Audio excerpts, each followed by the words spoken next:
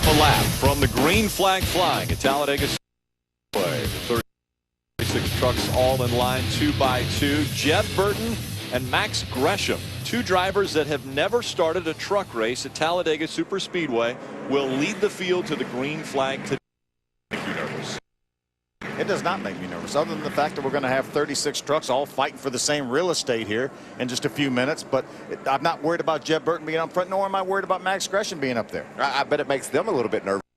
Think about what Johnny said in the opening. Johnny Sauter said you can be leading at 1 minute at Talladega and upside down the next. You can't say that hardly anywhere else in the world where you race cars, but that's how fast things happen here. And those guys on the front row, even though they've never raced here before, they're very well aware of that. Does Kyle Busch, who has won here twice, hook up with one of those two drivers and push him? Just like Phil said, you got to hook up with whoever's around you. Now, if you've got an elaborate plan early in the race to go to the back and run with somebody certain, then yes, you can make that plan. But I think you just go. But that's not Kyle Busch's MO to go to the back. So he's going to be going to the front. He may make it 3 wide before we get to turn 1. Pace truck has made its way onto pit road. The field in the hands of the front row and Jeb Burton, your pole winner from yesterday. They make their way through the tri-oval. The start-finish line is about 400 yards past the tri-oval. Green flag is in the air. We're underway at Talladega.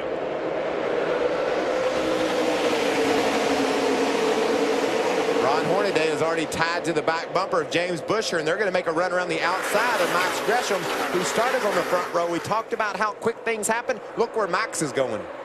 He's going to have a little bit of help coming here. Dakota Armstrong going to line up right behind him in that 60 white truck. 3 wide down the back stretch on lap number 1. 4 wide down the back stretch on lap number 1. Boy, that's a huge surprise, isn't it? Now, when that works perfect, it's so pretty. I love seeing a train of trucks like that going down the road. But sometimes it don't work so good. I like that outside line there with Buescher and Hornaday hooked up. We know Ron Hornaday knows how to do that. He did that for the entire race one time with Mike Wallace, and they finished 1-2. Drivers practiced that yesterday.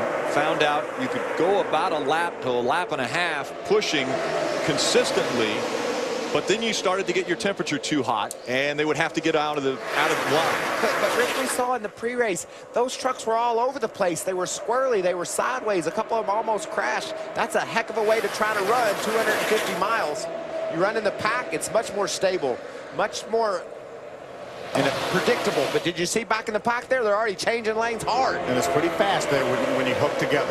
Right now, James Buescher just took the lead away from Jeb Burton with the help of Ron Hornaday. Ty Dillon pops out of line on the bottom and goes way up the racetrack, and he's going to get freight trained by. Looks like maybe an issue of some sort for the 3 of Ty Dillon. I think you'll see here if he waves out that window, he's retreating. Looked like he just decided he didn't like what he was seeing, but you see him pedaling the throttle there. He may just be working his way towards the back of this pack. They're going to try it from back there. So in front of the field, James Buescher, Ron Hornaday 1 and 2. Jeb Burton dropped back to the 3rd spot. Kyle Busch running 4th. Ross Chastain is 5th. We have Max Gresham lined up on the outside with a push from Dakota Armstrong. Now that second line looking to move. A couple of young cats trying to drive back up toward the lead, and look at the progress they're making, Phil. That's exactly how Parker Kligerman won this race a year ago. He and Jason White driving around the outside of the field, and here they go. What a run Max Gresham has with the help of Dakota Armstrong. They break apart just as they were coming up to James Buescher, and that stalls that line. Yeah, they came unhooked there right at the entrance to the corner. Now through the tri-oval once again. Buescher on the inside, back there in the 4th spot, the 4 of Jeb Burton, Hermie. Well, Rick, because Jeb Burton has had such a solid season, qualified on the pole 6 times, we sometimes forget about his relative lack of experience, especially at a racetrack like this. But his crew chief is Mike Hillman Jr. He has a lot of experience. His advice for Jeb Burton, stay on that yellow line, do not move, and keep Kyle Busch behind you. We'll see how patient Jeb Burton can be. Bob?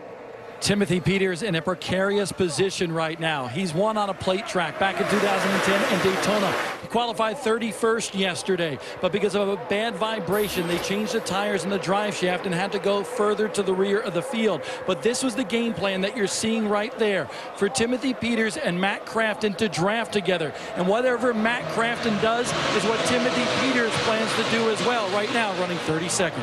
Well, those trucks are jumping all around They are that, Phil, and we saw it all through practice. We survived practice without any issues, but there's no way you can run 250 miles pushing against each other. You see a truck there, the 35 of Mason Mingus. He's got some smoke coming from that truck early in the going. Have to keep their eye on that. Make sure he's not putting any fluid down on the racetrack.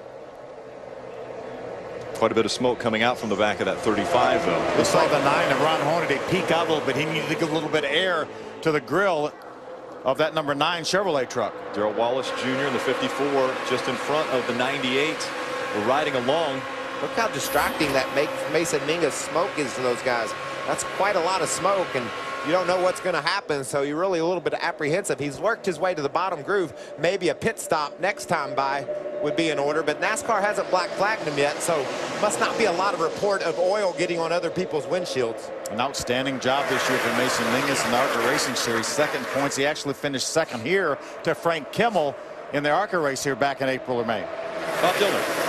Guys, they're not sure what it is on Mason Mingus's truck right now. He said all the gauges look good. The power feels good in that truck. So far, so good. I was just told that they will be coming down now. A NASCAR official came on top of the pit box, spoke to the team, and they will be coming down pit road this time. Yeah, he's going to have to dial 811 and get to pit road. He's got an emergency. He went ahead and went to the apron, so he'll be making his way onto pit road. Out in front still James Busher and Ron Hornaday, 1 and 2. Still 3 wide, deeper back in the pack. See Ty Dillon on the outside behind the 98 of Johnny Sauter. This is Ty Dillon's onboard right here, following, pushing that 98 of Johnny Sauter. Ty was running up in about the top 5, jumped to the outside. We wondered if maybe he had a problem. Now he's working his way back towards the front. You know, that's not a great place to be, Phil. I don't think he's back far enough from the heart of that pack to miss a crash if something goes on. So he's really in a dangerous spot. I mean, to me, the back is the back and the front's the front. Right now, he's in the middle. Exactly, and that's not where you want to spend your time. You got it. You'll be there at some point during the course of the race, but you can't live there. Once again, Darrell Wallace Jr. in the 54 jumps to that outside line just in front of the 98. And we see the 35 has made it to pit road, Bob. And it's terminal for the 35 of Mason Mingus, 18-year-old, driving in his first Truck Series event here at Talladega. I was just reading lips of some of the crew members, and they said a big hole in the oil pan. You should see all the fluid underneath that truck. Yeah, I'm a little bit surprised that some of the other competitors weren't complaining about getting oil on their windshields. Think he maybe picked up some debris or something, Phil? We know these trucks are running so close to the ground. We had a couple trucks that rubbed some holes in the exhaust pipes. But sometimes the oil pans down there pretty low as well. True. Matt Crafton still running in the back of this pack. It is a single pack that's working together right now. Crafton scored in 28th position. Before the race today, I talked to Matt. I said, what will your strategy be? I said, I'm going to lay back. I'm going to be in the back of, if it's the main pack, I'm going to run in the back and try to avoid any problems. And now the caution has come out for the first time. So there's some reported some fluid on the track that NASCAR wants to make sure doesn't cause a bigger problem. We had 34 trucks running within 2 seconds of each other when that caution flag came out. Now, that's hard to believe. 2 seconds separating 34 trucks, and there's fluid that was put down by that 35 when he came onto pit road. And that was a telltale sign for the officials to really look hard. They saw the fluid coming out from under that truck on pit road, said, okay, it probably was coming out on the racetrack also. James Busher and Ron Hornaday made the move to the front. We're able to get by Jeb Burton. And a great crowd on hand to witness it all. Welcome back. Cleanup continuing in turns 1 and 2. Safety crews went out there and put the speedy dry down, and they'll be cleaning that off. And a few drivers made their way onto pit road. The top 12 stayed on the racetrack, but Kyle Busch was the first one on pit road that got off of pit road first. In 13th. Other drivers that made their way onto pit road, Max Gresham, Ryan Blaney, Ty Dillon, and your points leader. Take a look at Matt Crafton in the yellow Slim Jim truck coming in here. Check this out, Rick. Watch, he almost gets clipped by Dakota Armstrong and then almost runs into Ty Dillon. Really no reason to come in on that lap, Phil, because we know Matt Crafton's strategy is to stay in the back. Watch how close this is. Boom, boom. He could have just waited a lap and made a pit stop when pit road wasn't so congested. Think about what his agenda is today. He wants to miss the big one. He wants to stay out of trouble, and he just wants to survive to protect that huge point lead. That wasn't a good way to go about that. And I'm not sure he wasn't in harm's way on the racetrack, too. He wasn't far enough back to be out of harm's way. While we have a quick break, let's run out to the LA studios for a Fox Sports 1 news update with Patrick O'Neill.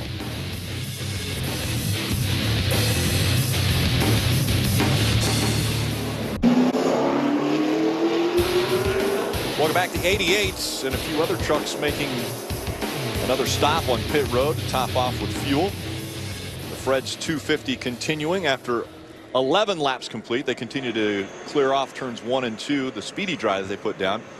Let's go back to pit road and get an update on who came down pit road. We'll start with Bob Dillner.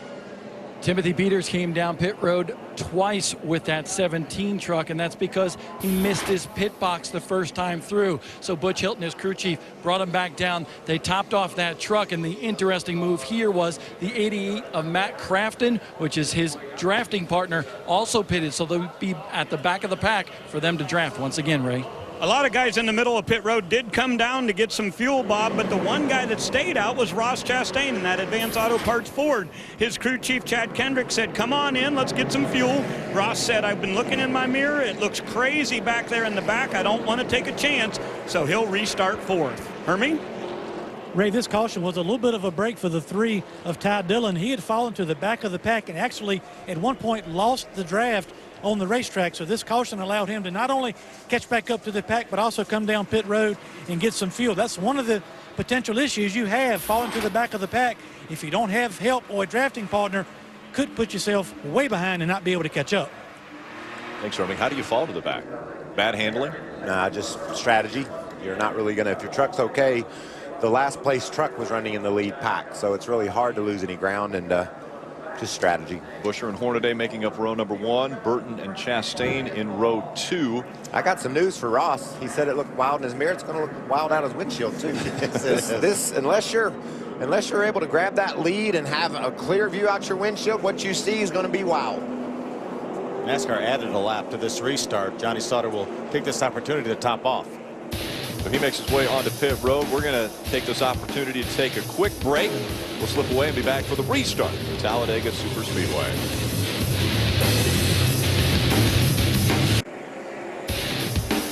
Such a massive facility, Talladega Superspeedway. Field making their way out of turn number 4, expecting the green flag this time by. We got the Camping World Truck Series on the track, and it's Camping World all around this place. Over 1,000 acres of camping, and I think this place is full of campers. Yeah, 3,000 acres in total around this place. 3,000 acres. Massive.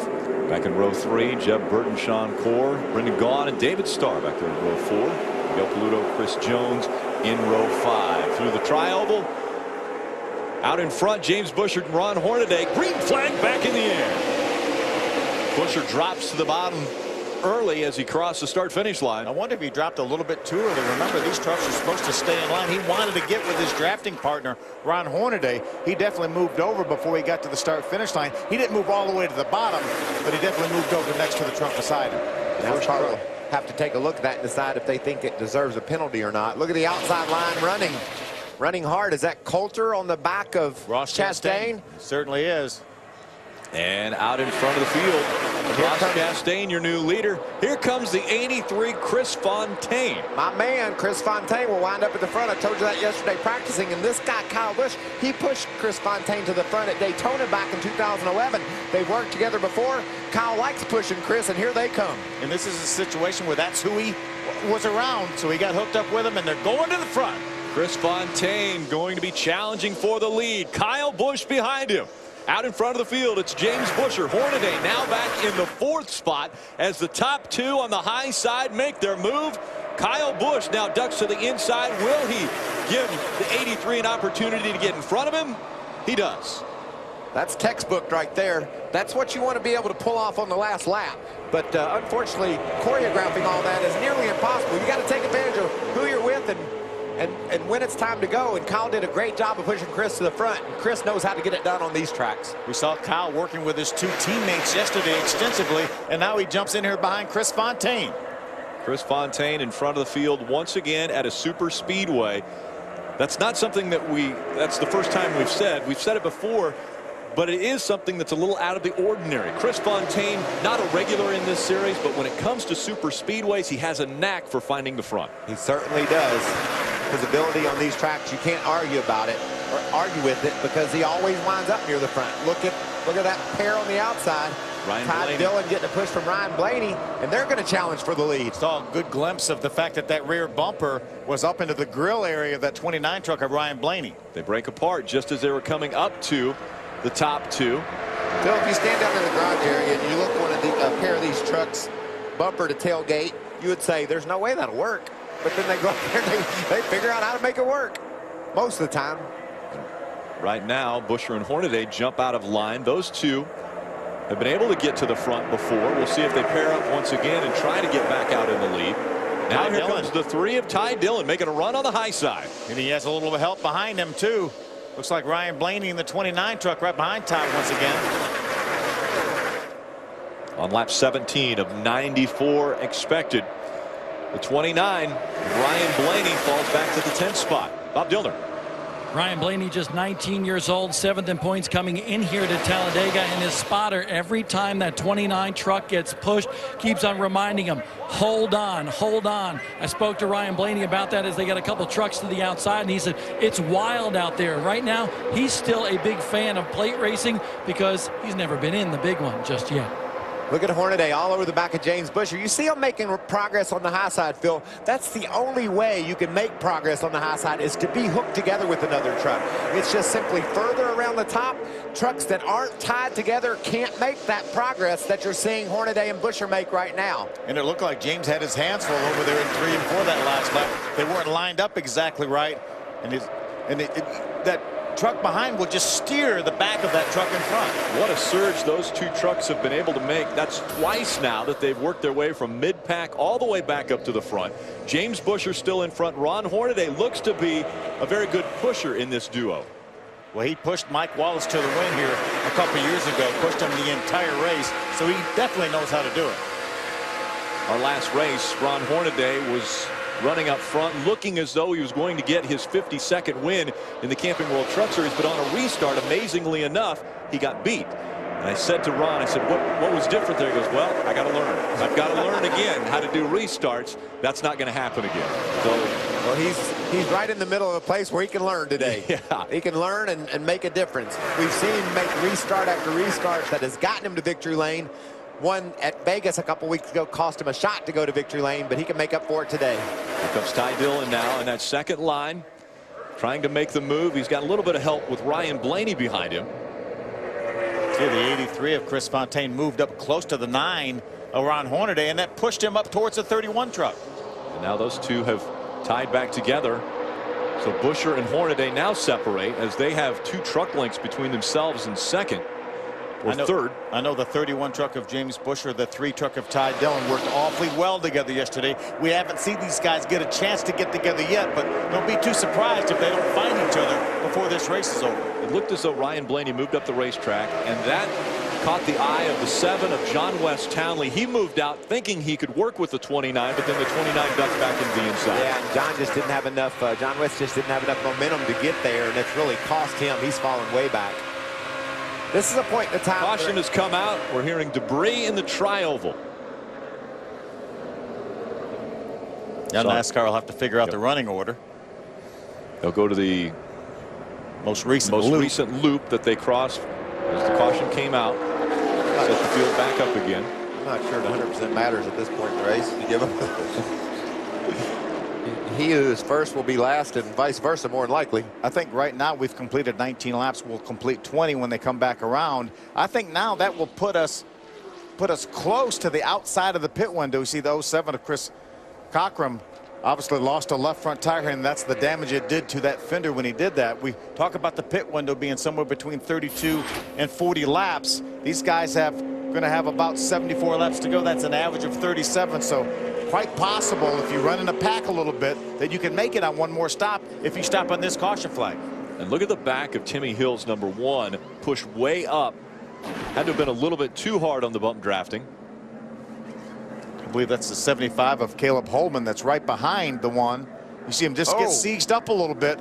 Nice job by Timmy Hill saving that truck, and very fortunate for Miguel Paludo in that 32 truck that Timmy Hill didn't catch his right rear quarter panel. Sean Core as well down on the inside. That was an amazing job by Timmy Hill.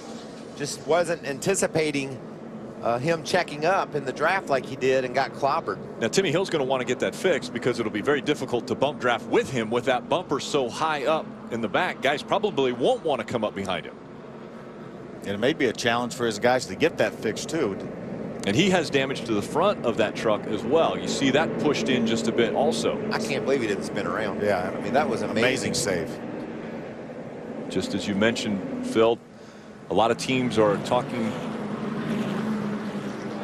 about the possibility of coming onto pit road I this think you time have to do it. I think you have to do Definitely. it. Yeah, come down here and get you some fuel anyway, maybe some right side tires. This will probably be the only tire change. A lot of the crew chiefs were talking about maybe just putting right sides on once.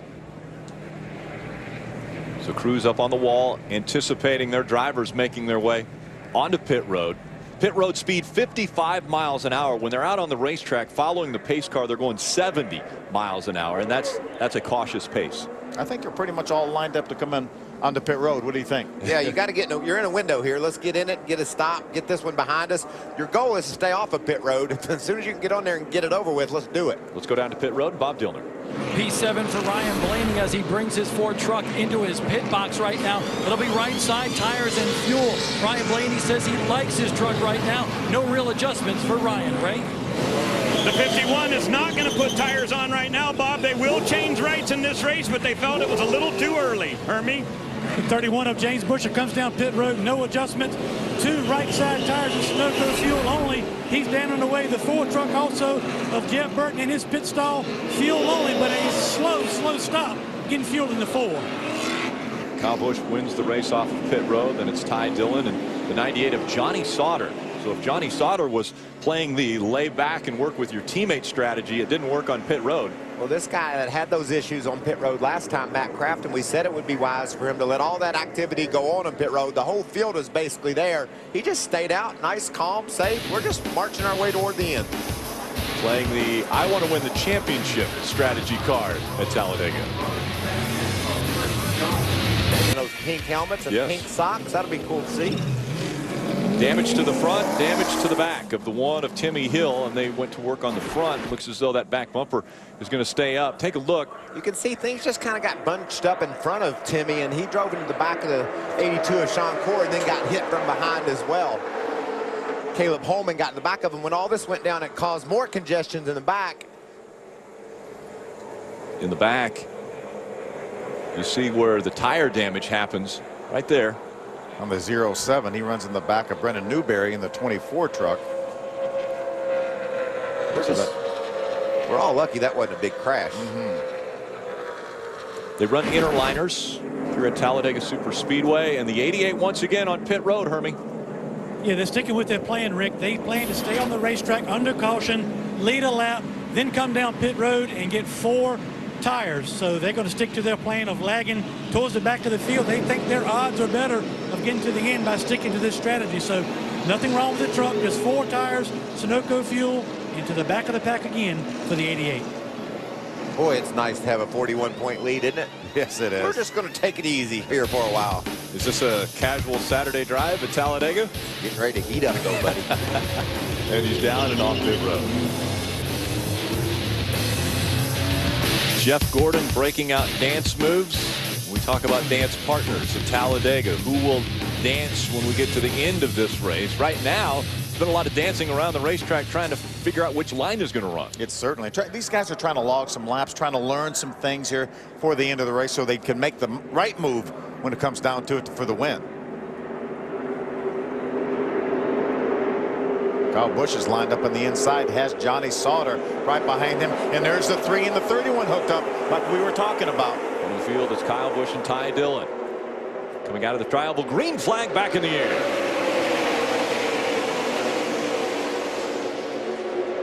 Getting up to speed for the trucks. It's a tapered spacer, which they run year-round, so nothing new for them here at Talladega. And they make about 600 horsepower. That's why they get up to speed a lot quicker. That's more than the Cup cars will have here tomorrow. Still side by side. The outside line begins to move now as James Busher pushes that 3 of Ty Dillon up to the lead. He's talking to the crew chiefs for these 2 trucks out front here, the 3 and the 31, and they feel like they could run hooked together for an extended period of time if they need to. That'll be interesting to watch. That's something that we didn't see a year ago. The teams, you give them a little bit of time, Phil, they'll learn and figure things out. And they think they've made enough progress with the cooling of the engines that possibly 3 and 31 could push lap after lap. We'll have to see if that's indeed the case. 18 of Joey Coulter continues to fall back all the way to the back of the field. See Ryan Blaney on the outside, that blue truck in the outside with the push from the black one of Brendan Gaughan. They come unhooked, and it stalls their momentum. And right behind those guys is Clay Greenfield and Dakota Armstrong. That's what I love about Talladega and Daytona. You get to say names, guys that race their heart out week in and week out, but just don't have the equipment to get up to the front. But thanks to the draft and the fact that you run wide open around here, they can hang right up near the front. We've already seen Chris Fontaine race to the lead, Chris Jones in the top 10, and now Clay Greenfield racing inside just outside the top 10. Yeah, Clay has a top 10 finish under his belt at Daytona a couple years ago. To the inside line, the advantage this time around. Ty Dillon, James Busher, Kyle Busch, Johnny Sauter, Ron Hornaday. They're your top 5. There's Greenfield running alongside Brian Silas. Brian's just outside the top 10 and 11. So these guys are all hanging right near the front of the draft. And Phil, I'm still not sure about Matt Crafton's strategy. If they pile up right there, 10th, 11th, 12th, look where he's at. He's the yellow truck top of the screen. He's in it. Yeah, I think either be in the front or be in the back. Right now he's in the middle, and that's not necessarily a great place to be if something happens. Now he's toward the back, but he's in the middle of the action. And so that'll be hard to avoid a crash if it happens to come right in front of him. Right now he is 2.2 seconds behind the leader. That's how close he is to the front. And he's running 31st. 31st. Say that again. I love that. 2.2 seconds. I'm running 31st. Right along with Matt Crafton, your points leader, a 41-point advantage coming into this race. In this series, starting 36 trucks, 40 points is the most you can make up in one event. So we know that he's going to leave here with a point lead. The thing that I think is crazy, though, we're talking about him protecting his point lead. We've got Talladega today and Martinsville next weekend. Those are tracks where you could finish outside the top 20 easily. All of a sudden, you lose half your point lead or so. We've got a real battle. So this thing's far from over. He's got to be smart and do the things he's doing. But I'm not ready to give it to him yet. Take a look at this Duraline 32 of Miguel Paludo running kind of in the middle of the pack right now. Bob Dillner. And Jeff Hensley, his crew chief's message to Miguel Paludo right now: there is no tandem racing in our game plan yet. Not until we get to the end of the race. He's running 10th right now, and he's trying to stay in a pack-type racing. They believe they can make it to lap 56, and that would put them close on fuel to make it to the end of the race. He's real good on sucking up that truck to the next truck in front of him. But right now, a waiting game for Miguel Paludo, right?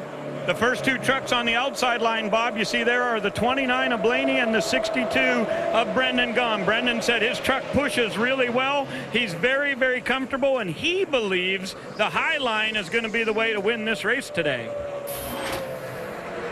Turning laps just over 51 seconds flat, in the mid-180s range as far as mile per hour for this pack. Yeah, that's in excess of 187 miles an hour lap after lap. And that means top speed's probably approaching 190, a little bit of debris. Some tape coming off of one of the trucks. Yeah, it doesn't look like his initial, and then eventually blew over to the apron. Ryan Blaney still leading that second line. That outside line has Brendan Gaughan behind him. Out in front of the field, it's Ty Dillon and James Busher running second. Kyle Busch and Johnny Sauter now third and fourth. Hornaday back to fifth. We talk about making this race on one more pit stop. Ty Dillon, he's getting less fuel mileage than the other guys because he's out front here. May be hard for him to make it on one more stop. Hermie, is that where he wants to be right now, leading this field? No question about it, Rick, and a couple of reasons why it's important. Obviously, out front, out of a lot of the danger. Secondly, a lot easier on your spotter. Billy O'Day is doing a heck of a job for Ty Dillon. On that restart, he was telling him when to drag the brake and back up to the 31 to get that push on the restart. And now they're not having to run in tandem because their spotter is able to look towards the back of the pack. And he can tell Ty that there's no tandem drafts on the way to try to take the lead. So these guys right now just logging laps, but it takes a lot of pressure off driver and spotter when your truck's out front. How much are you turning the wheel? Phil, Michael, I mean, is this a situation where you turn the wheel at all? Hey, here's something we saw in practice the other day. Yeah, these two hooking up. That took them to the top of the chart. Yeah, you know, you are turning the wheel quite a lot, because especially if you're the front truck, because you're constantly correcting for whatever's happening behind you. The push that Chastain is getting right now from Blaney is keeping him busy. His hands are probably counter steering a little bit and checking what he's got, but it works and it's fast, and look at them go. We saw those trucks do that to become the fastest two trucks in practice at over 190 miles an hour. It's going to be really interesting to see what these guys run this next lap when they get hooked together like this and stay together.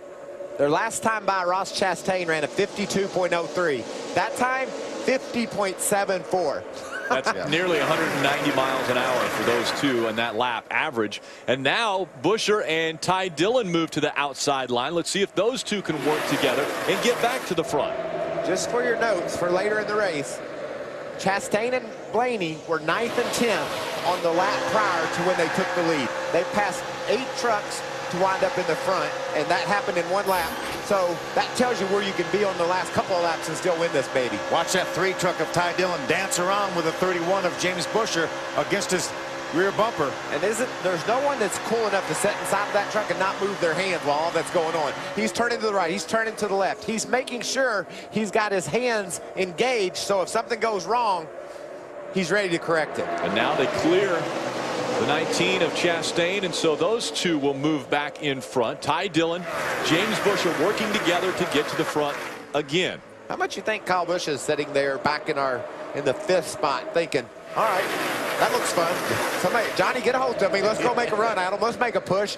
These boys are having too much fun. I don't like riding in line. We know Johnny knows how to do it too, and we're talking about the 98 of Johnny Sauter, our winner this year at Daytona. And Johnny's a truck directly behind Kyle Busch. You can see Jeb Burton. He decides to jump to the high side and see if he can get Brendan Gaughan to grab his tailgate and give him a push. And that's exactly what he's saying. All right, Brendan, I'm out here. See if you can give me a push. We've got Herman Quiroga, the 77, that blue truck, right behind Brendan Gaughan. I know this sounds crazy, but it's Jeb's job to drag the brake a little bit, to ease off the gas. If he wants Brendan to push him, he can help that happen. You have to watch this lap truck here.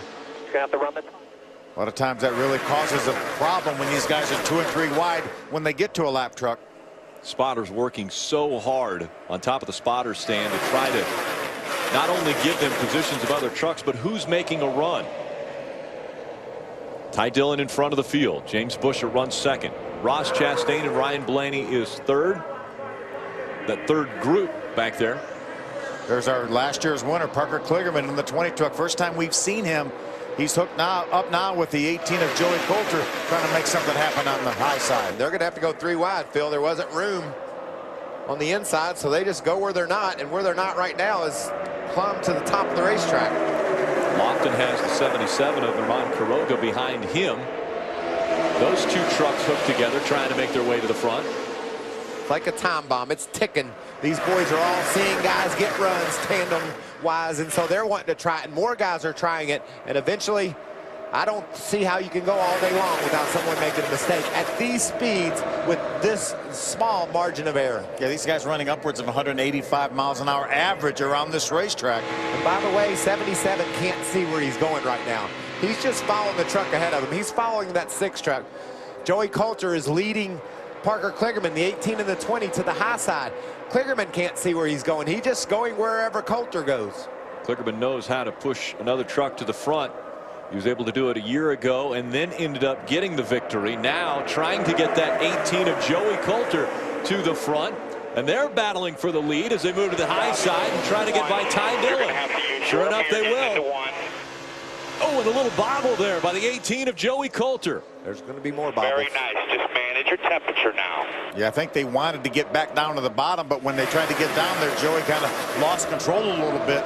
So he had to run the middle of the racetrack for a little bit longer. Now Ty in the 3 and Buescher in the 31 jump back, get hooked up on the high side again. 4 trucks move to the outside, trying to get by that 18 and that inside line. Are they going to be able to clear them? They're not hooked together, but they do make it by. 3 of the 4 trucks get by. We'll see if those Fords hang each other out. No, Chastain went down. He looked up and his teammate wasn't near him, so he went back up. So they're going to lose some ground, but they'll get hooked back together. And that's what's so important for the 3 spotter for Ty Dillon. He has to let him know when not only he's clear, but the truck pushing him, the 31, is clear, so they can pull back down to the bottom. Ryan Blaney now on the back bumper of that 19 of Ross Chastain. Wide open in front of Chastain. And this is a science project between Chastain as well as Ryan Blaney. You can see his dad, Dave Blaney, on the left side of the screen, but they are experimenting how far they can go in a 2-truck tandem right here. Ryan radioed in and said, I only got up to 230. We pushed for about a lap and a half. Ryan told me before the day began, they think, depending on how far he ducks his nose to the outside, he could run 3 to 5 laps if they had to at the end of the race. So that's what these teams are doing right now, Ray, a big R&D experiment. Yeah, and Blaney's listening to Joey Meyer and Ross Chastain listening to TJ Majors. So lots of Sprint Cup Series information here, and you see the 29 got way up to the side of the racetrack, and he's lost his drafting partner now. He was overheating, Ray. A little bit of steam coming out of the overflow on that 29 truck, so he slid to the outside to cool his engine down. I'm thinking lap lead changes record today. We're seeing so many swaps at the front. We're going to have a record lap lead swaps today. You see Ryan Blaney, that blue truck, dropping all the way back to the back. He has to cool that truck off a little bit. So I'm pushing a little bit of water out. It only pushed water out for so long till it runs out. A year ago, we had 13 different drivers lead a lap here at Talladega. The year before that, 24 lead changes. We're going to have more than that. Look how fast it took Max Gresham, how long it took Max Gresham to say, okay, Ross, you seem to be pretty good at this. I'll give you a shove. We'll try to get to the front. Here comes Kyle Busch to the outside. We knew Kyle would be waiting for this opportunity, and he's pushing Parker Kligerman to the lead. Parker Kligerman drives for Kyle Busch in the Nationwide Series. So now Kyle has made his way up to second. Parker Kligerman, last year's winner, leading. Lead change. Another lead change. And another different leader. At Talladega Superspeedway, 56 laps remain. 38 are complete. A wild ride for the 18 of Joey Coulter.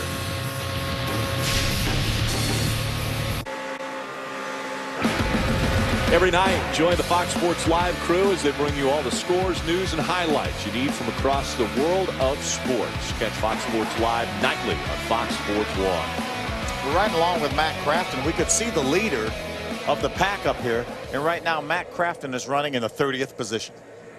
And he has a 12-point lead over James Bush as they run on the track. You know, another strategy that Matt could have played was, okay, I'm going to find James Busher and go everywhere he goes. He's the guy that's racing me for this championship.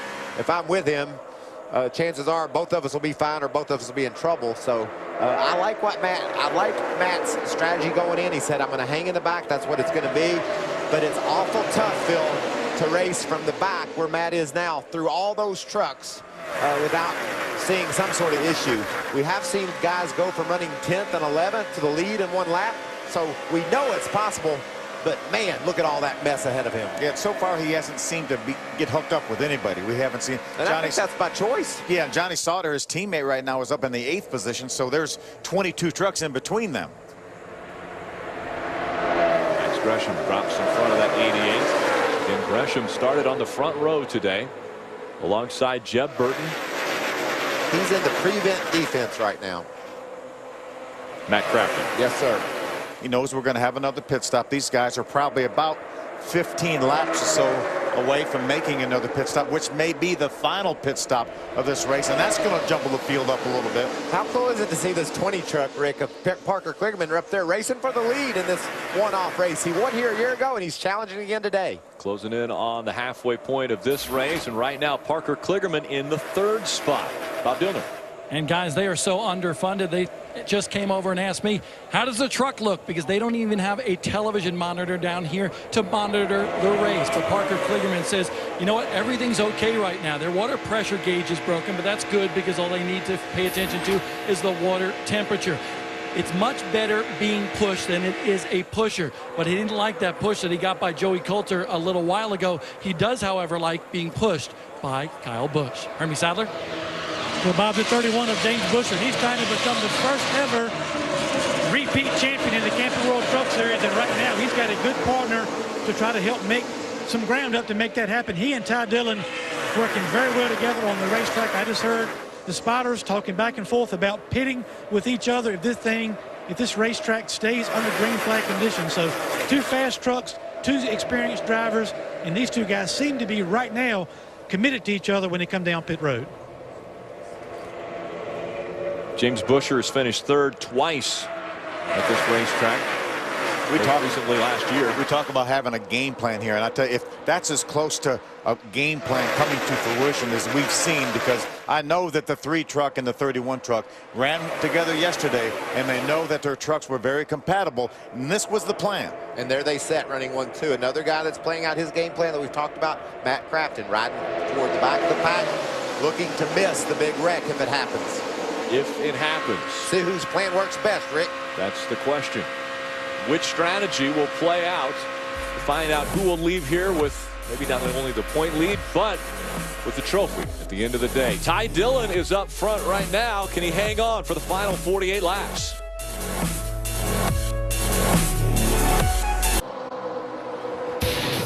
Still in front of the field, Ty Dillon has James Buescher right behind him. The 2 have worked together to get up front twice in this race. Parker Kligerman and Kyle Busch running 3rd and 4th. Eran Quiroga and Sean Corr in the top 6. I haven't mentioned Sean Corr's name yet. He's top running forward. Yeah, nice job by Sean Corr. Brendan Gaughan's going to be the first of our lead trucks to come down to pit road here. This is definitely outside his window. He will not be able to make it, I don't think, the rest of the way. Right. Brendan Gaughan just came on the radio and said, I don't have a partner, but we do need to pit. They said, okay, come on in down by yourself. They'll go put right side tires on. You see they pull off a tear off the window and put Sunoco fuel in. He'll get right side tires only and be back to the racetrack. Too early, guys? Nah, you got to pit, you got to pit. They're having some problem there, it looks like. That right front. What's going on there? I think maybe the Was he not able to get it off because the fender's so tight? tire clearance. And a long time on pit road and in his stall. They finally get the right front off. Phil, another tense moment during the course of these races at Daytona and Talladega where they're bumper to bumper. We've already talked about you can't really see what's ahead of you. You're just following the guy. Is when these green flag pit stops do start. Guys don't give you the adequate signal, or you signal and the guy behind you sees it, but the guy behind him doesn't. You get a chain reaction wreck coming onto pit road. It's a lot easier here to get on pit road at Talladega than it is Daytona because there's so much more room off turn 4. But still, keep your eyes open as these guys pit about somebody getting the back of another guy. And there's so many people on the racetrack right now running in this lead pack, and you can't go around and tell every spotter when you're coming to pit road. You just try to signal, and your spotter tells you, hey, be aware these guys up front may be peeling off to pit road anytime now. And you see where they're running. They're running right on the line where you go to enter into the pit. And you're right, you don't get word from everyone, and so sometimes that can cause a real problem. Clay Greenfield came onto pit road, and he was going a little too quick when he came onto pit road, so he will have to serve a penalty for speeding on pit road. That's another issue that these drivers will be worried about. During commercial break, we saw someone from the 31 team run down to the 3 team, I'm guessing to discuss when they wanted to come to pit road. Because the 2 have been working together, they're going to want to come to pit road at the same time. Well, you remember under caution last time, the whole field came to pit road, so that means everybody's basically going to need to pit at the same time. 3 and 31 are working together to decide when to make that pit stop so they can continue working together. But the 3 may have to come early because he's led so much of this race and not getting here. They're coming right now, and the 31's coming with him along with a bunch of other trucks. Watch out, Eran. Very close call. Eran Quiroga moves to the inside and passes a couple trucks. Now he's got to slow it down once he gets to the yellow line. Let's go to Hermie. The 3 and the 31 on pit road together. They plan to come on pit road and leave together. That's also very, very important. The 31 crew chief is Mike Shelton. They talk back and forth about maybe 2 tires, maybe 4 tires. It looks like right now the plan will be 4 tires and Sunoco fuel for the 31. The 3 also hits his pit box. It'll be the same for Ty Dillon. 4 tires and Sunoco fuel. They hope to get these trucks back on the track nose to tail. Now it's only 4 tires also for the 3. Same issue on the 3 that Brendan Gaughan had an issue with. The right front tire, they couldn't get it out. We missed a heck of a chance to have a caution there, fellas, when they all came to pit road. We're going to get another shot here, I imagine. And James Buescher is going to be way out in front of Ty Dillon when they come back to pit road, or to come back to the racetrack. Now they have to stay on the apron through turns 1 and 2. All 4 tires stay on the apron until they get out of turn 2 and blend back up onto this track. Yeah, and you can run around here on that apron wide open here. No issue there. More trucks making their way onto pit road. Now the trucks that were on pit road trying to get up to speed as the pack goes by them. That's Ty Dillon, Justin Lofton right now, right in front of the pack. That pack's going to have a head of steam here. When they get to him, they're going to drive right by. And some of them will have to make a hard left turn and get back to pit road. Riding along with Kyle Busch, he has Parker Kligerman in front of him. Kligerman, your race leader. Pack fans out behind them. Now the top two are going to make their way on to pit road, and very close. There it is. The 82 goes around. Sean Corr got into the back of the 82 and around and into the infield he goes. Yeah, Ty Dillon, the 82 pulled right out in front of Ty Dillon. Ty ran in the back of him. Ty was up to full speed here, and Sean was trying to get to pit road. Caution flag comes out for the third time. 82 sliding through the infield, and the 51 still continuing with their pit work, right? They were already on pit road, Rick, so they decided to get their stop. They're going to go with 4 tires here, hang some Sunoco fuel in it. Kyle said it was a real mess down there as they entered pit road, but they believe they were already in, and you'll see the 54, his teammate, leave with him. Bob? It'll be 4 tires for Ryan Blaney as well. They were going to make a 2-tire stop, but when that caution came out, they figured let's take the time right now and get 4 tires as well. Ryan Blaney says his truck getting better and better if you can keep those temperatures down, guys. Such a huge break for all these trucks that were on pit road when the caution flag came out. They were able to go ahead as the field was reducing its speed and finish their pit work. And we anticipated there would be issues coming onto pit road.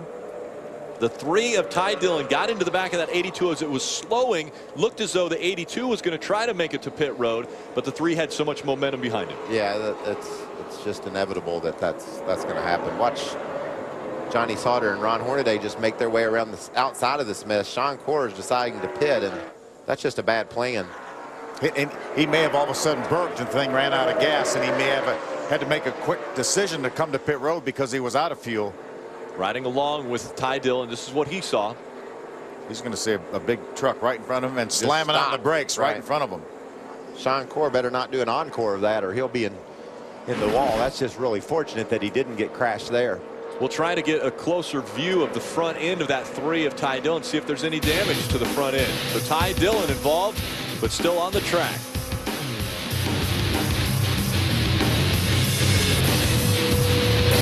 You know, the interesting thing about Daytona or Talladega and Martinsville is it doesn't look a whole lot different. You just add 100 miles an hour, and they're going to bump and bang and be single file lined up 2 and 3 wide at times, running into each other. We're just going to do it here a little bit faster. Similar, Lots. yet different. There's our reason for the caution flag. Sean Corr decided to make a pit stop, pulled right over in front, and then slammed on the brakes in front of the 3 of Ty Dillon, and it sent him through the trial grass.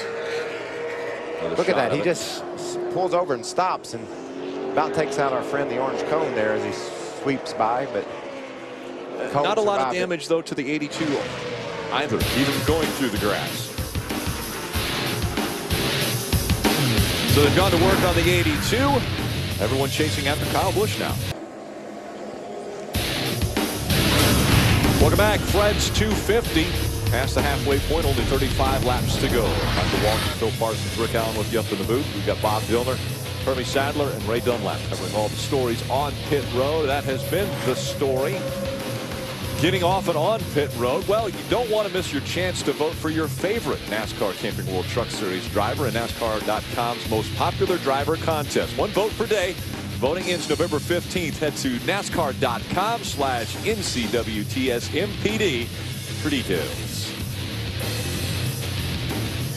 Getting ready to restart here. We've had several trucks top off their fuel tanks. Right now, the top 8 trucks all pitted on lap 53, 4, or 5. Ty Dillon took the wave around, and but he pitted on lap number 53, but he is back on the lead lap. Teammates will start 1 and 2. Kyle Busch, Darrell Wallace Jr. Ray Dunlap. Well, Rick, these guys would have liked to have come down and topped off, but after everything cycled around and you have those good positions, they decided to not do it.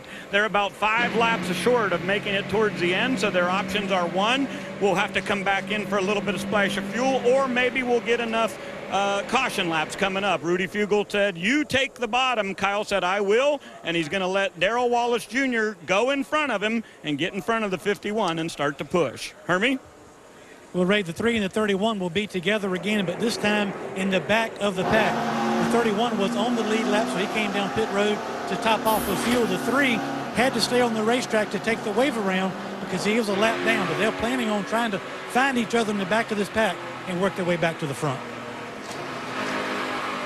Riding along with Ty Dillon as he's working his way up to the back of the pack. Yeah, as Hermie mentioned, it was a bad break for Ty Dillon because of that slow pit stop. He got lapped, so he wasn't able to come in and get fuel. He paid it on lap 53. A lot of the guys in front of him, 55 through 59.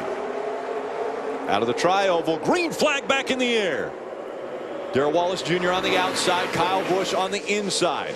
This the is 54 has cleared him. This is choreographed. Kyle laid back on the start a bit so his teammate can get down in front of him. And that is exactly what happened. And now Kyle will go up there and push him, and they will hold the lead. Darrell Wallace Jr. in front of the field now at Talladega. This young man has really begun to catch some momentum. Getting better and better every week. He's been fast all year long, but he's starting to put the finishes together now. 3 out of the last 4 races up in the top 5. Great solid runs. And 11th the other race, too. Exactly. Pretty good finish there as well. So we're watching a kid here get his legs under him, understand what it's going to take to win these races, and it's fun to watch. Remember yesterday during practice, Kyle was out there with both his teammates, Joey Coulter and Bubba Wallace, running together, maybe in preparation for today. How about this? The 88 and 98 are now nose to tail. Teammates Matt Crafton had been running around the back of this pack. Now with 33 laps to go, he is the leader of the second line. Is it time to go, Phil? I think maybe Matt Crafton's thinking it's time to go, or time to get maybe a little bit closer to the front. Here he goes with Johnny Sauter on the outside.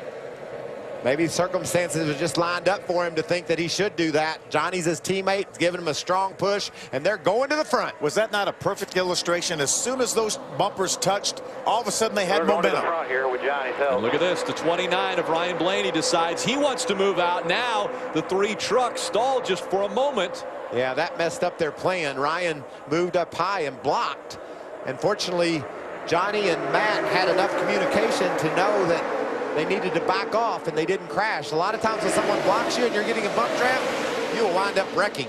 How about Matt Crafton? He decided, all right, 29's in front of me, I'll push you. There's Ryan Sieg doing a nice job there, lined up behind the 98 of Johnny Sauter. Ryan's in the 39 truck. Love 3 this wide stuff. now. Down the backstretch they go. The 88 ducks out to the outside. They will put the 29 in the middle. And once again, the 88 and 98 nose to tail. Remember, we talked to Matt Crafton early on in the show before the race started. He said, I know I have my teammate to help me. That's what's happening right now. Still in front of the field. Darrell Wallace Jr. has Kyle Busch behind him. Ross Chastain, Caleb Armstrong. Excuse me, Dakota Armstrong, your top 4. Timothy Peters, John West Townley running in the 6th spot. How about David Starr running 7th right now on that inside line? How about these two tied together? Our point leader and his teammate Johnny Sauter. They qualified back in 23rd, 24th, but they're the 2 fastest trucks on the track right now. That draft changes things, baby. They stay hooked up. They will drive by this field here. Be interesting to see if Johnny can stay hooked to him long enough to accomplish that, and it looks like it's going to happen. Now, in the big picture of things, when you're running for a championship, the possibility of this going green the rest of the way is out there. When you go up front, we've already talked, you don't get as good a fuel mileage. Johnny just shucked his teammate, drove to the bottom of him. That's going to hang Matt out. Johnny was overheating, but he went to he beat Matt to the bottom and didn't let Matt get in line. How about these guys on the outside, the 3 and the 20. Ty Dillon in the 3, Parker Kligerman at 20. Go to the lead. Ty Dillon made his way from being a lap down, having to take the wave around, tucks to the back of the field, now leading again at Talladega. Remember, fuel's questionable for a lot of these guys, but especially for Ty Dillon. They came unhooked. Look at Ryan Blaney jump to the inside. Ryan Blaney leaves the 88 of Matt Crafton. As Crafton had a truck in front of him, it looks as though it's the 98 once again of Johnny Sauter. He moved up to try to get in front, or excuse me, the 20 of Parker Kligerman moved up in front of that 88. So now that outside line is led by Parker Kligerman. Look at this mess. And that 20 truck that Matt Crafton is pushing on is Parker Kligerman. He won the race here last year. He barely has a pit crew down there. They don't even have a TV to watch and see how their truck's doing, and it's doing quite well. He may not have to stop anymore. They don't need to worry about the pit crew. 30 laps to go, 29 when they cross the stripe. Still in front of the field, Ty Dillon running second on the inside line, that 29 of Ryan Blaney. Bob Dillner. Blaney looking very strong at this point, but it's interesting to listen to his radio transmission. His spotter basically calling him and letting him know what's going on, like an air traffic controller. But at the same time, he was the one that called that move to the bottom line. He said, go now and go with Ty Dillon. So the spotter helping Ryan Blaney out, try to stay at the front of this field. Wow, this is intense action. Matt Crafton gets to the bottom. Look how tight things are. And it's too tight and into the wall. Timothy Peters in the 17. 30 other trucks involved. The 77 of Vermont Caroga. Caleb Holman in the 75 truck. 07 of Chris Cochran. Too tight around Talladega. Wow. There's Sean Court in the 82 truck. A lot of damage to his Ford. That's back about where There's Brendan Newberry in the 24. Destroyed. That's about where Matt Crafton has spent his day, about right there, and he drove to the front, and timing is everything. Yeah, he may have picked a good time to get out of the middle of the pack. A lot of damage to Brendan Newberry's truck. So many times we talk about the highs and lows emotionally of these drivers. Timothy Peters won the last race at Las Vegas, and now you see him sitting with a destroyed truck. Yeah, good to see that window net down though for Timothy, and it's going to be a huge break for a lot of guys fuel mileage wise. It's going to give them a little bit of a cushion, and the guys that aren't going to make it, definitely not going to make it, it's going to give them an opportunity to come to pit road here. And with one of those guys you think be Kyle Busch, he was 5 laps short. It'd be hard to save that much fuel under caution. Maybe he comes to pit road and tops off. We had a few caution laps after he made his pit stop, plus these caution laps here, so you know they may decide to roll the dice and stay out. They've probably watched a few races here and know that a green-white checkered is a real possibility too. Let me ask you both though, why would you stay out? Why would you gamble? But track position doesn't matter. We saw Ty Dillon go from the back of the pack all the way to the front with help. Why would you gamble on potentially running out of fuel? Look at what happened. See the Ford truck in the middle of that racetrack and the 75 came together. It looked like the 75 was coming down just a little bit, made contact with the 4 of Jeb Burton. It looked like Jeb was trying to get into a hole in the 75 of Caleb Holman, said there's not a hole here, and that caused a crash. You can see how tight things are right there. Look, Jeb's right against John West Townley. 75 of Caleb Holman comes down onto Jeb. Catches Timothy Peters, takes him and the 77 of Ramon Caroga into the outside wall. Brendan Newberry with nowhere to go. How about Chris Fontaine to 83? Looks like he got through there. He just bided his time, let that thing develop, and was able to drive through it. Another guy on the inside was Ron Hornaday. Watch Hornaday. He slips through on the inside barely. Trucks hard into the wall in turn 3. And so trucks are making their way onto pit road. We go down to Ray Dunlap. Well, this was a no-brainer for Kyle Busch. He talked it over with his crew chief and said, let's put this thing completely full of fuel. They've got 4 or 5 seconds. They go in there. That'll cover them for a green-white checkered. Hermie? The 3 is in. Ray, Ty Dillon, it'll be fuel only. Remember, they had a slow stop last time. Could not get the right front tire off and on that truck. Fuel only this time for the 3. And a great pit stop for that 3 truck. They put a little bear bond on the nose of that truck, and he still got out first off of pit road. They got the bear bond on while they were getting the gas in, and he was able to head off pit road. Riding along with James Busher, this is what he saw. It all happened right in front of him, and he was able to squirt right through. Close call here at Talladega.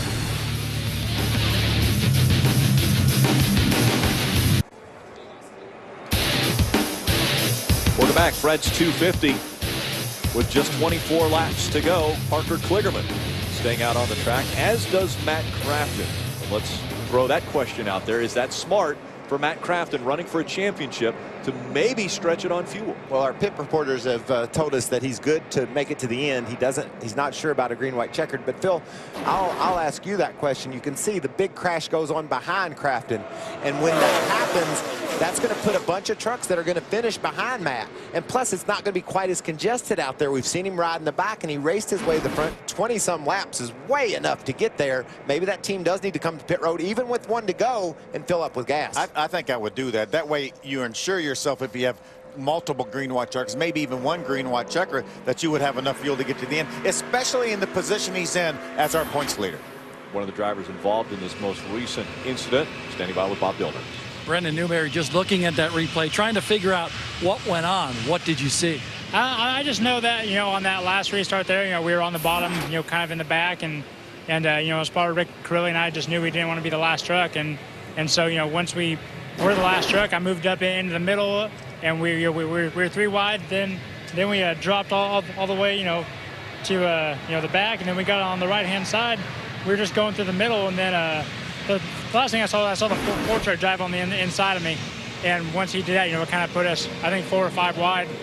And, the 75 was up in front of me, and I just kind of saw him dive down into the corner over the forward's nose, and it just kind of took a bunch of us, and there's a lot of smoke. And I'm good. Timothy Peters said his foot was hurting, so I wish him the best. But we had a really good 424 Chevrolet. It was fun out there, man. We didn't get the pole like at Daytona, so we were just kind of riding around trying to wait till the end. We made a couple mistakes and had to come in for repair damage, but I got to thank everybody from NTS Motorsports building me a good truck. I still got a teammate, Ron Horney, out there, so I'm going to go watch him. And I thank everybody from Chevrolet, Camping World, Course 24, and, of course, my family. Rick, I think that was a complicated way for saying that was a mess. Got caught up in a mess. A big one. What happened with Brendan Newberry? Look at that mess. 8 trucks involved in this one. The 17 of Timothy Peters, the hardest hit.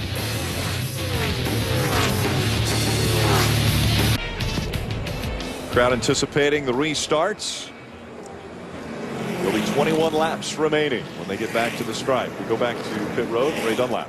Ryan Sieg's in really good position in that number 39 truck. He's currently 3rd. Had a great run at Daytona, finished 10th back in February. I just ran down and asked his crew chief, Cowboy Starlin. I said, "Are you good to go on fuel?" He said, "Absolutely, no problem, as long as it ends at lap 94.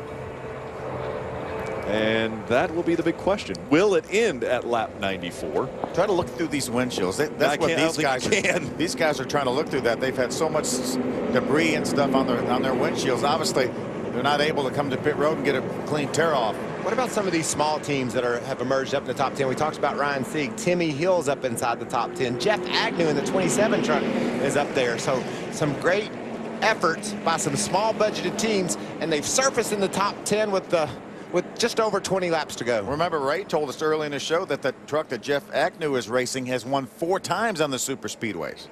Right now he's running in the 8th spot. That's Agnew. Behind him, Hornaday running 9th. Ty Dillon in 10th for this restart. Kyle Busch back in the 11th spot. So once again, Parker Kligerman, Matt Crafton making up row number 1. We're going to wonder if Parker Kligerman's going to try to get the jump and then jump down in front of the 88 of Matt Crafton. We know that that's the way that's choreographed a lot of times, but you just got to be smart about it. You can't move down until you cross the start-finish line. If you know the guy on the inside is going to work with you, you're in no hurry to get over anyway. So just have to make a calculated move when it's time to make it. And how do you know when is it time to make that calculated move? Or does he want to stay and run with the 29 of Ryan Blaney? It's been an amazingly fast truck, Ryan Blaney's has been. Matt Crafton's teammate, Johnny Sauter's lurking back there. He's in the 6th spot on the outside. Green flag back in the air. Parker Kligerman, Matt Crafton, 1 and 2 as they cross the stripe. Kligerman's going to move down in front of Matt Crafton. The two will try to work together once again. Sieg all over the back bumper of Matt Crafton. Now that high line begins to move. Ryan Blaney, the 29 truck, leads that high line. Wow, look at all that action. Blaney able to take the lead away. So Ryan Blaney in front of the field at Talladega. He's got Johnny Sauter, who knows how to win on a super speedway right in his tailgate. Going through some of that speedy dry up high on the track in turns 3 and 4. That's the smoke you see. See, Ty Dillon's lined up on the outside, the very outside. 3 and 4 wide through the tri-oval. Ross Chastain made the move up between the KBM teammates of Kyle Busch and Darrell Wallace Jr. See if he can get a hold of Kyle Busch's tailgate and give him a shove. Kyle Busch now trying to lead that second line, and just before he gets in front of him, Kyle Busch has the 20 of Parker Kligerman jump back out in front of him. Remember, they're not teammates in this race, but Parker Kligerman runs that Nationwide Series for Kyle Busch, and there they go to the front. 3 trucks making the move. Will the 19 of Ross Chastain clear? Not quite. Couldn't quite get there. Ross was just trying to tap into their party and use it to get to the front, and it almost worked. But look at all the ground he's losing now because he doesn't have a dancing partner. Now backs all the way up to the 54 of Darrell Wallace Jr. Wallace Jr. in the middle with Ross Chastain in front of him. Here comes Ty Dillon with James Busher behind him. We've seen this happen this entire race with 20 laps to go. Now they're hooked up again on the high side. Our point leader, Matt Crafton's creeping along in the 5th spot. He's down on the bottom.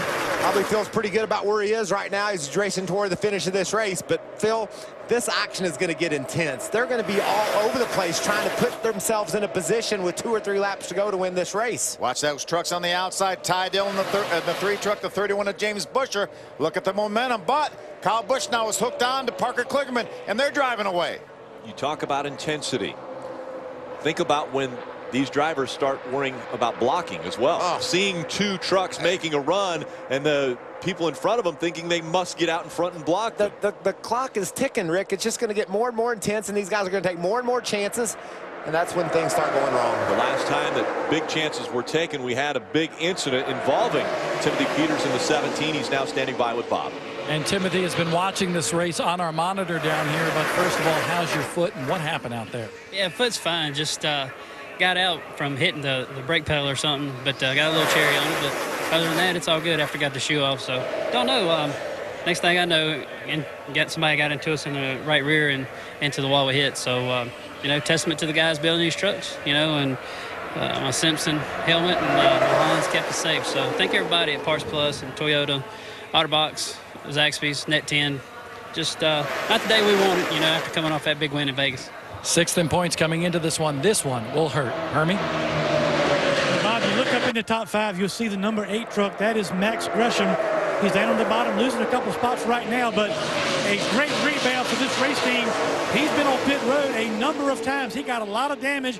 He and the 18 made contact coming off turn 4 when everybody got bunched together coming down on pit road and got some damage on that truck. But those guys did a good job fixing, getting him back on the racetrack, and he's trying to stay in line for a top 10 finish.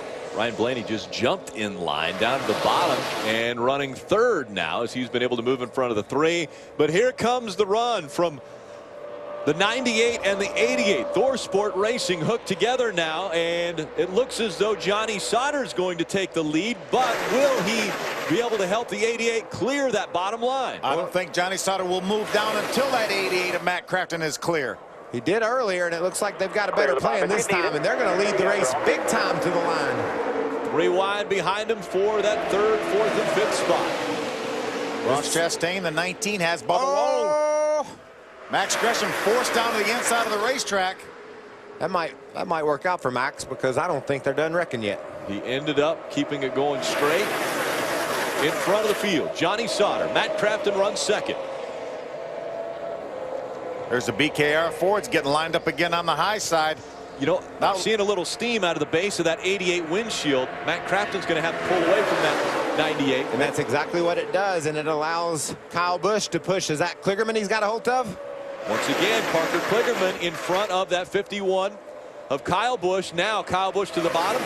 Parker Kligerman still staying out on the high line. Now he comes down. I think the 29 of Ryan Blaney had possibly the same issue of overheating. He dropped to the back of the pack. Bubba Wallace now lines up with the back of the 19 of Ross Chastain.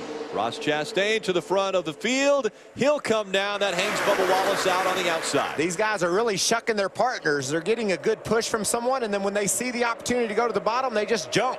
Wow, look at that congestion, Rick. Yeah, very close call back there about the 17th, 20th position, and around they go. 31 of James Busher caught up in it. 2nd in points. Oh, Agnew into the wall on the inside, and Busher hard again into the wall. A lot of damage. The 18 of Joey Coulter also involved. A big hit for James Busher. Yeah, came into this race really trying to gain some ground, and it looks like he may be out of it here. Tough break for James Busher. Had certainly one of the very best trucks. There's Joey Coulter's truck with a lot of damage, but James Busher, Ty Dillon, when they got hooked up, they had 2 of the very best trucks here. It's going to be all for naught for James Busher. Rick, you started pointing in the middle of turns 1 and 2, and those guys didn't wreck off till off of turn 2 onto the back straightaway. It was obvious that there was some trucks that were trying to squeeze into holes. Look at Ron Hornaday, some issues as well. He was involved in the crash. There was guys trying to get into holes that just weren't there, and that resulted into a big crash. A lot of things that happen in this kind of racing are give and take, and you get down towards the end, there's a lot more taking than giving. James Busher had gained 23 points on our point leader Matt Crafton over the last 6 races with 6 straight top 10 finishes. But this will put an end to that championship run. Justin Lofton in the 6, also a lot of damage to that truck. 14 laps to go. He can fix that baby, Phil. Get a couple tires on the front. Yeah, absolutely. Let's take another look at it here. It was Hornaday with the big run that I saw early, and then Ryan Sieg also coming up with a big run. But you can see the run ends, and people start to, Hornaday's trying to crowd down in front of Busher, and then Hornaday leaves it in there, and it's going to turn the 6 of Justin Lofton, and that means into James Busher. Just didn't give him enough room there. Looked like Ron Hornaday just did not give Justin Lofton enough room. And here's Jeff Agnew. He's going to make hard contact with the 27. Here's another look at it. You see that the 31 is there. He's up to his door. There's just absolutely not enough room there for those trucks. It's a shame for James Busher. He didn't do anything wrong. He's just racing around the bottom of the racetrack, and it looked like Ron had the opportunity to avoid that wreck if he could have just let the 6 of Lofton in, but probably felt like Lofton knew he was there and left his foot on it, and Lofton didn't know he was there and caused a crash. Yeah, situation there, a little, maybe back off the throttle a little bit right there, give him a little bit more room, and this might not have happened. Right along with the 31 of Busher. There's Hornaday. Ty Dillon's going by. Hornaday tried to get in front of Busher. Wasn't enough room. James is right there. They're dead side by side. Justin Lofton just driving, looked like straight down the backstretch. And the contact was made. I know it's difficult, and these things are happening at 190 miles an hour, but it looked as though there was room to the right for Lofton. If he would have brought that truck up a little bit. There's a whole lot of ifs there, Rick. You know, Ron could have backed off. Lofton could have moved over. Busher didn't have to try to jump in that hole. But heck, there's only 13 laps to go, and these guys say it's time to go, and they start taking chances. That's why we have these crashes. It's just part of it. Out of the truck is driver of the 31, James Busher. He's involved in this one. At 10 a.m. A replay of what just took place.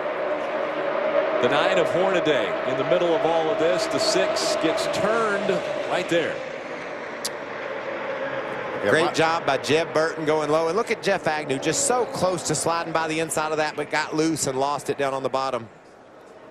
Ryan Blaney had dropped to the back. You see the contact again. Ryan Blaney had dropped to the back of the pack. He was able to get by on the outside. Look at the job that Jeb does, and just to barely slip by. And who's that truck down on the bottom? He was going where he couldn't see, and he made it through. The red truck. Hornaday's trucks tore all to pieces, lost his hood, tore his fenders up. That'll end his chances of a competitive finish. Well, I shouldn't say that. Sometimes you get those things all up in the draft, and they'll go with a lot of problems. A little bit of push, and they'll go. They go by the stripe. It'll be 11 laps remaining. Race leader is Ross Chastain. Parker Kligerman running second. Kyle Busch, who's won this race twice, currently running third, right?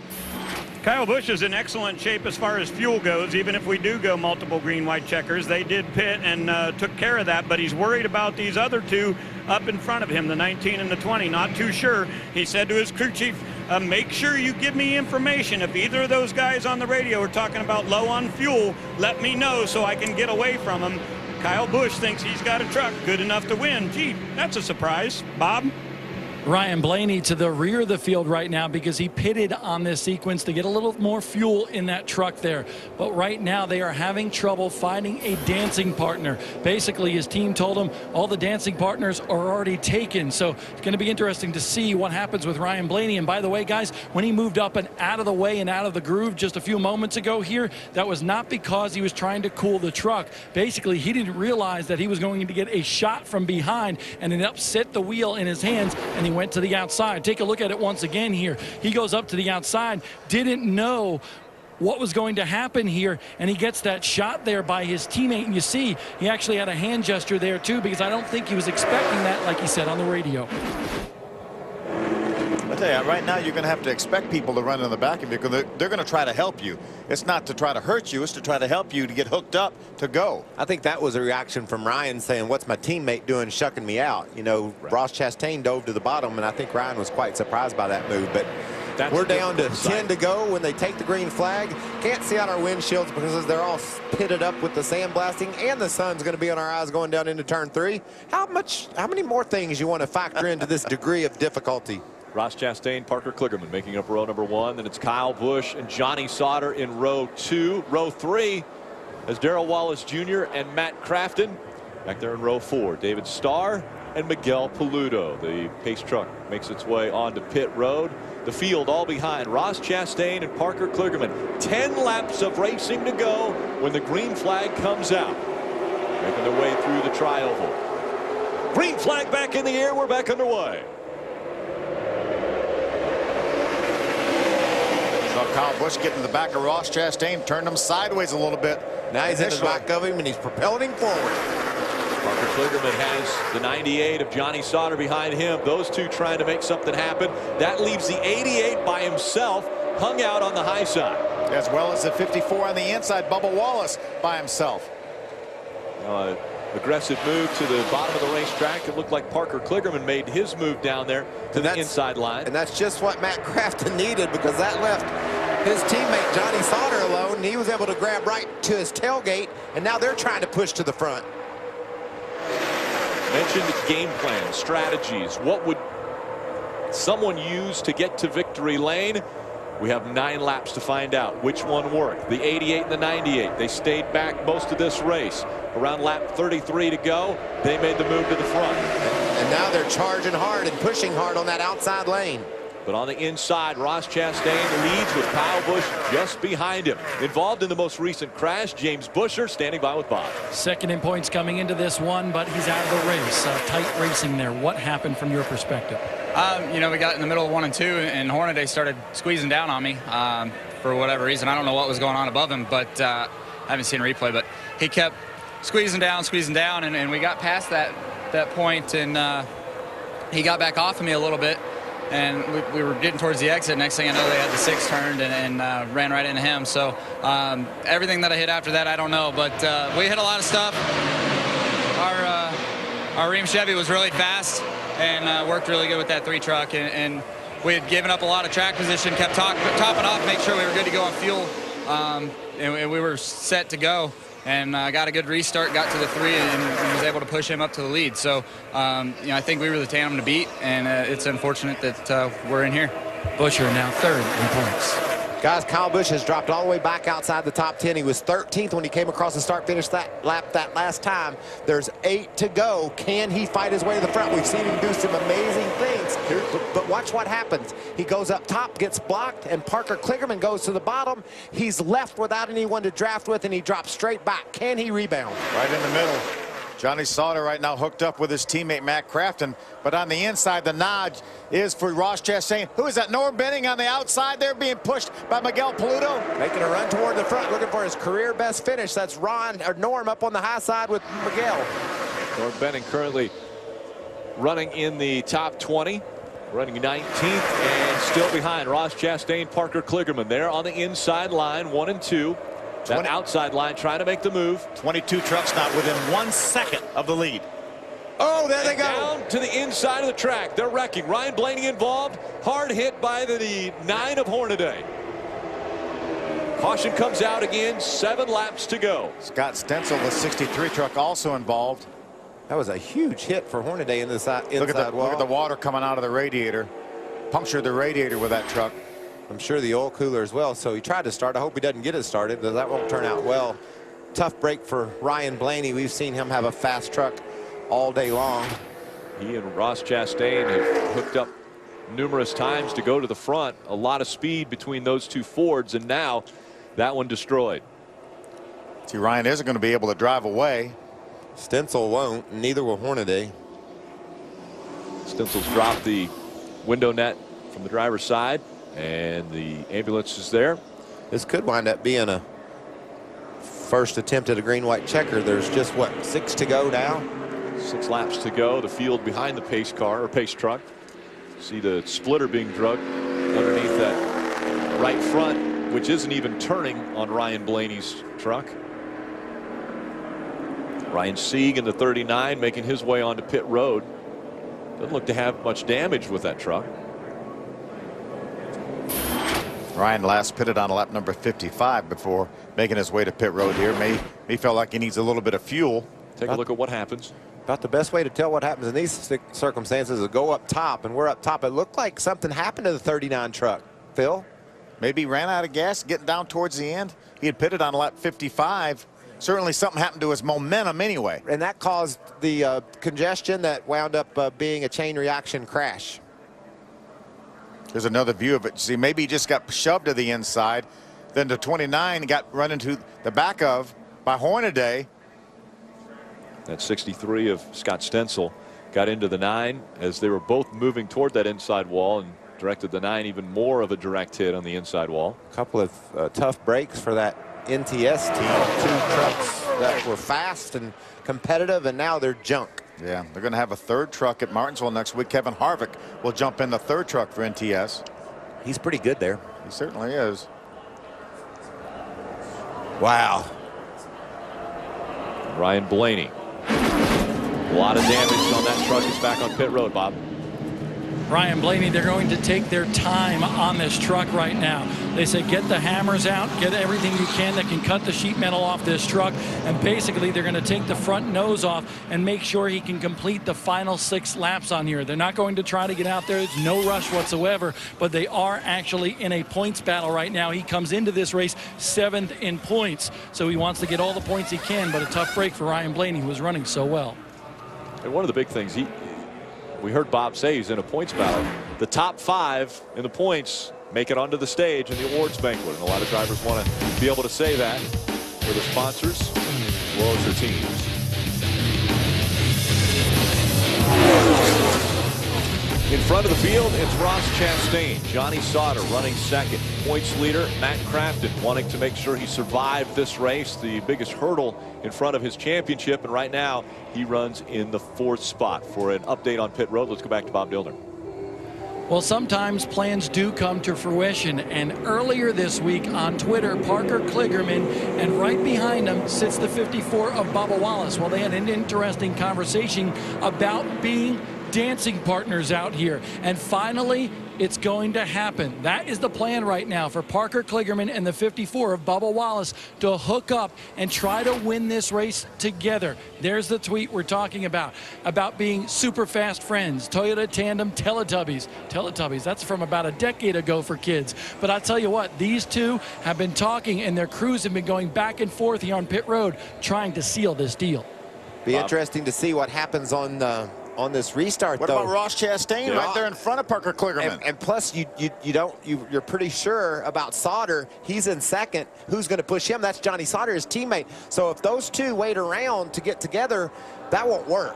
He better go with the guy that's leading the race, Ross Chastain, and push the heck out of him, hope for the best. You got teammates hook nose to tail on that outside line. Johnny Sauter, Matt Crafton, both from Thor Sport. And so the pace truck has made its way onto pit road. Through the tri-oval we go. Green flag back in the air. 3 laps of racing to go. And a good run by Ross Chastain in the 19. And he's got Parker Kligerman right behind him. That's what we thought, Michael. He could not avoid the guy right in front of him. Yeah, there wasn't time to wait around and do your thing with your buddy. But, you know, if they pull apart, Phil, here comes Kyle Busch. We restarted 10th. We asked, could he get back to the front? We know he can, but will he? A year ago, Parker Kligerman got his first win in the Camping World Truck Series right here at Talladega. We asked you earlier today, who do you think might get their first win? Who's up front, Phil? Ross Chastain is the guy that I was looking at, but he's got a pair of Thor Sport trucks on the high side making some ground up. This would be a good statement to make toward racing for a championship win at Talladega, huh? Coming through the tri-oval. 2 laps of racing to go. They're pairing up 2 by 2 around this track. That time by, it was Johnny Sauter who led. Ross Chastain was 14 1/1000ths of a second behind him in 2nd. Remember, if they can get by to the start-finish line one more time to take the white, the next flag will end this race. Remember who won at Daytona in February on a track similar to Talladega. Wait, on the outside, how about Dakota Armstrong? Kyle Busch on the outside. 3 pairs of tandems, 3 wide. And they're about to go into turn number 3. Now they're staying right in line. What's going to happen is the truck in back is going to start to overheat because they can't do this for more than a lap. And they don't care. They don't care. They don't care less. They're just trying to fight their way to the checker flag. With their engine blowing up when they take the checker, that's all they want. White flag about to come out, and they're 2 by 2, 3 wide as they come through the tri-oval. One more time around at Talladega. Who has the advantage? Down on the bottom of the racetrack, Ross Chastain. Just behind him, last year's winner, Parker Kligerman. Right in the middle, Thor Sport drivers, nose to tail. There's the steam coming out of that 88, Rick. The 3rd and 4th. And then on the high side, it's Dakota Armstrong with Kyle Busch. Still side by side, 3 wide as they go down the backstretch. This is amazing. Pushing as hard as you can and driving as hard as you can, looking for the checker flag with an engine that's about to blow up. Ross Chastain has the advantage down on the bottom. He's still in front. Here comes that 98 and the 88 tandem in the middle of the track. Johnny Sauter, he won at Daytona earlier this year. Can he do it again? They wreck behind him. They're rolling behind him. Now the 88 spins. Thor Sport is going to win. It's going to be Johnny Sauter that will get the win, but they wreck behind him. Matt Crafton has not got to the start-finish line yet. And they're still wrecking. Crafton does slide by the start-finish line. The 32 of Miguel Paludo was upside down. It's on fire now. Somebody hit Kyle Busch really hard late in that crash. Just as they crossed the start-finish line, the front of his truck is tore off. Crafton made it across the start-finish line like you talked about, Phil. There's the winner. Johnny Sauter ends up winning. Crafton trying to get started back again. Kyle Busch is climbing out of his truck. That's a great sign. Truck's still rolling. They need to stop here, as we've got a lot of carnage right here on the front stretch. Miguel Paludo's out of his truck. Kyle Busch is on the ground next to the wall. Kyle goes up against the wall. Huge impact. There's Miguel Paludo. To the front of his truck, just below our booth here at the start-finish line. That's Kyle about to take his helmet off. Good to see him be able to get out of that truck. What a finish. Jeb Burton. Destroyed truck. Unofficially, Johnny Sauter crosses the start-finish line. David Starr comes across 2nd. Ross Chastain 3rd. Parker Kligerman 4th. And Dakota Armstrong 5th. They'll have to look at the finish of this one. See Jeb Burton able to make his way to the ambulance. Now the safety crew has got to the attention of Kyle Busch, who again sat up against the wall after climbing out of his truck. There's Darrell Wallace Jr. out of his truck. It's amazing. We had those 3 pairs of tandems running 3 wide, but the rest of the pack caught them, and that's what caused this incident. It wasn't the 3 tandems that got together. It was the guys catching them from behind. Jeb Burton was the first one to get there, and there just wasn't any room for him to go anywhere. And when you've got to run like that, like we said repeatedly, Phil, the guy pushing you, he doesn't know to stop pushing. There isn't room there. He just knows he's going to town, and sometimes that causes an accident. Unofficially, your point leader, Matt Crafton. Let's take another look. That's Jeb in the black truck. Being pushed by Miguel Paludo. He got pushed sideways into Kyle Busch. That sends Busch sideways. Dakota Armstrong in the 60 was able to stay clear up high. Watch Paludo flip over when Kyle gets on the right rear of his truck. See David Starr go by. Chris Fontaine going by. Justin Lofton, the 6 truck. There's Clay Greenfield in the 68. John West Townley in the 7 going by on the inside. I think there might be one more impact for. Yeah, Kyle Busch did get hit one more time. Kyle Busch, I'm thinking maybe it was the. We watched though the 32 still upside down. He'll end up rolling just at the end as he gets hit one more time here. Yeah. The sliding down the racetrack isn't that bad. It's the landing on the racetrack that hurts you in a flip. There was another couple of trucks hit. There's another at the start-finish line. Coming out of turn 4. There's the 3 tandems, all 3 wide. And there's Jed Burton coming with a big push by Miguel Paluda and then pushed him sideways.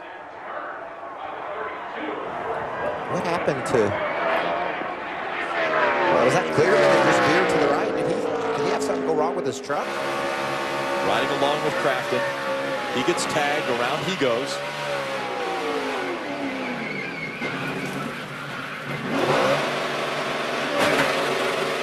Max Gresham there, he slides across the start-finish line. And while all of that was happening in the back, the 98 of Johnny Sauter unscathed, and he's made it to victory lane. Let's go to Hermie. Johnny Sauter makes his way to victory lane. He climbs out victorious for the 3rd time this season.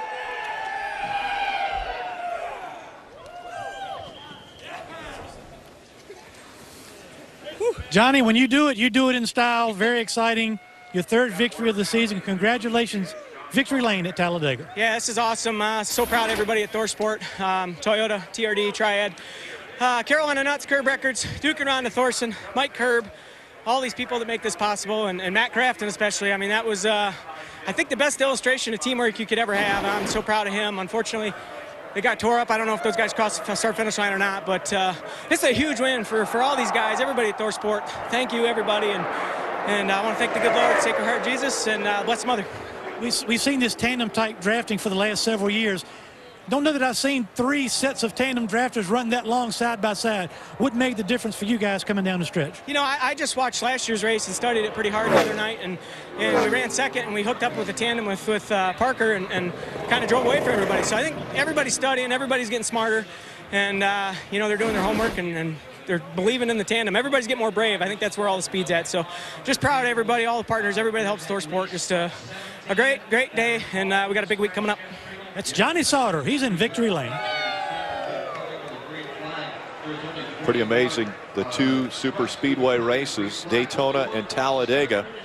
Johnny Sauter ends up in victory lane. He followed up his Daytona win with a win at Martinsville.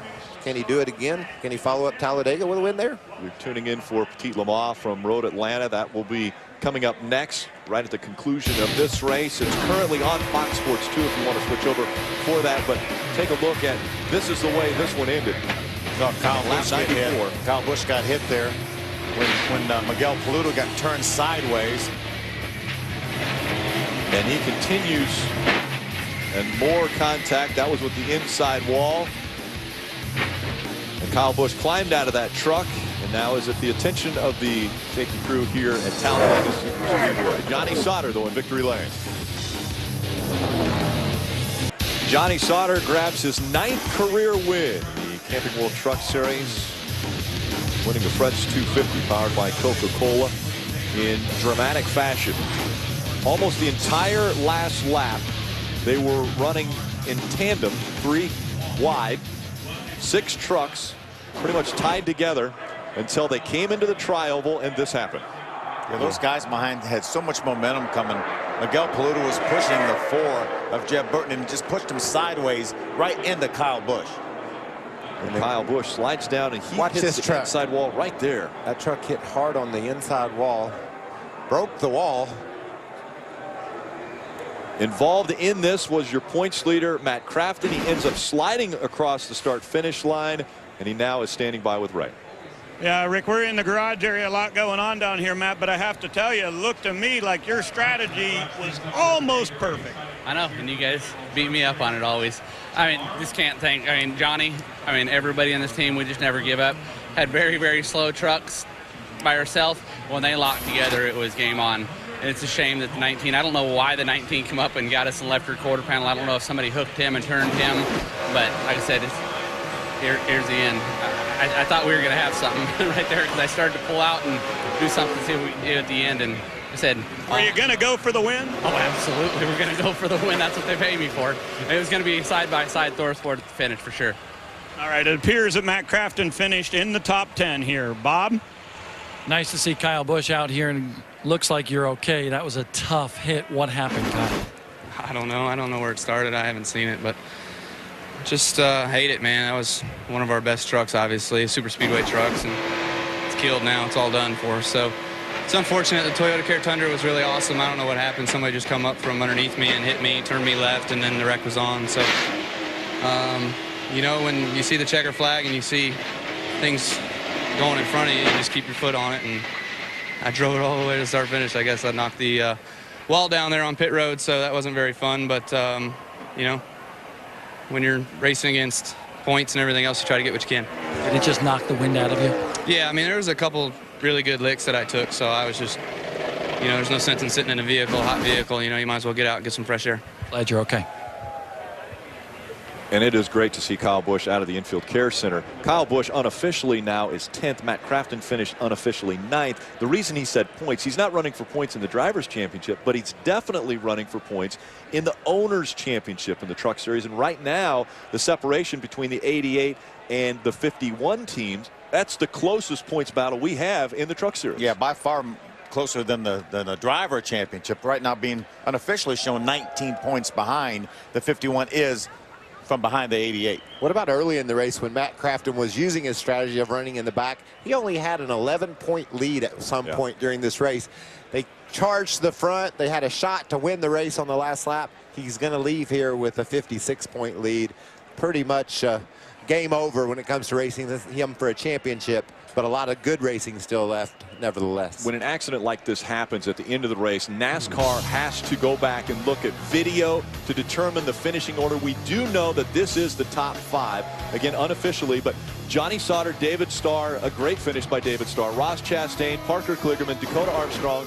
They're your top 5. From that point back, NASCAR is going to have to look at video to determine. Let's keep watching this now. This is going down as they get towards the tri. Well, there's the initial accident, but watch, the 20 of Parker Kligerman jumps up there, and he actually gets the 19 into the 88 of Matt Crafton. That was really separate from this huge wreck happening right behind them. It was a second crash, and what it looked like was Kligerman decided he was going to try to make a move on the truck that he was pushing, and when he did, he moved right out into the side of Ross Chastain and turned him into Kyle Busch.